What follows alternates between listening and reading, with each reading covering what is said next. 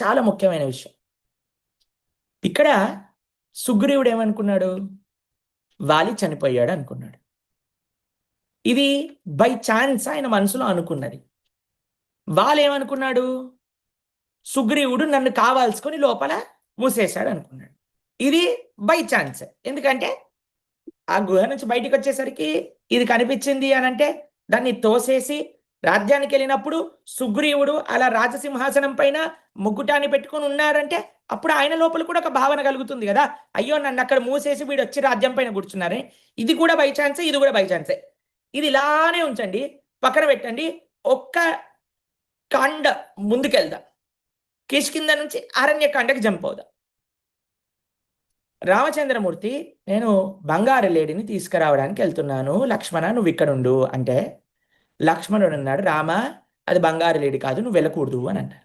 లేదు లేదు సీతమ్మ అలిగినప్పుడు ఎట్లా వెళ్ళకుండా ఉంటాను, నేను వెళ్తాను అని రామచంద్రమూర్తి వెళ్ళాడు. నా లక్ష్మణ నువ్వు మాత్రం వదిన దగ్గర ఉండు అని. వదినేవో అనరాని మాటలు అన్నది సీతమ్మ. లక్ష్మణ స్వామి వదిలిపెట్టి వెళ్ళిపోయాడు. మారీచుడేమో హే సీతే హే లక్ష్మణ అని పిలిచారు.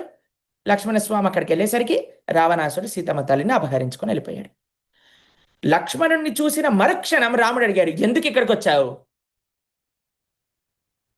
అన్నయ్య వదిన అనరాని మాటలు అన్నదన్నయ్య, అందుకే వచ్చా. చెప్పాను కదా నీకు, ఎందుకు వచ్చావు ఇక్కడికి అని అంటే లక్ష్మణస్వామి నేను వెళ్ళొద్దన్నాను కదా, నువ్వెందుకు వెళ్ళావు అని అన్నాడా? నువ్వేమో నేను చెప్పింది తినకుండా నువ్వు వెళ్ళిపోతావు, సీతమ్మేమో అనరాని మాటలను నన్ను అంటుంది, నువ్వు నన్ను ఎందుకు ప్రశ్నిస్తున్నావు అని లక్ష్మణస్వామి మాట్లాడారు. చెప్పండి. ఇక్కడ కూడా బై ఛాన్స్ లక్ష్మణస్వామి సీతమ్మ తల్లిని వదిలేసి రావాల్సి వచ్చింది, పరిస్థితులు అలా అయ్యాయి. రామచంద్రమూర్తి కూడా లక్ష్మణుని అడిగాడు, అయ్యా నీ యొక్క బాధ్యత అక్కడ ఉండటం కదా. కానీ ఒకళ్ళ పైన ఒకళ్ళు నింద వేసుకోలేదు, ఒకళ్ళని ఒకళ్ళు అండర్స్టాండ్ చేసుకొని ముందుకు నడిచారు. ఇప్పుడు మన ప్రియారిటీ సీతమ్మను కలపటం. సీతమ్మ తల్లి ఆపదలో ఉండుంటుంది, ఆవిని కాపాడటం. వీళ్ళని అక్కడి నుంచి వెళ్ళారు. కానీ ఇక్కడ మీరు చూడండి, రామలక్ష్మణులు ఇద్దరు అన్న తమ్ముళ్ళు ఎలా బిహేవ్ చేశారు.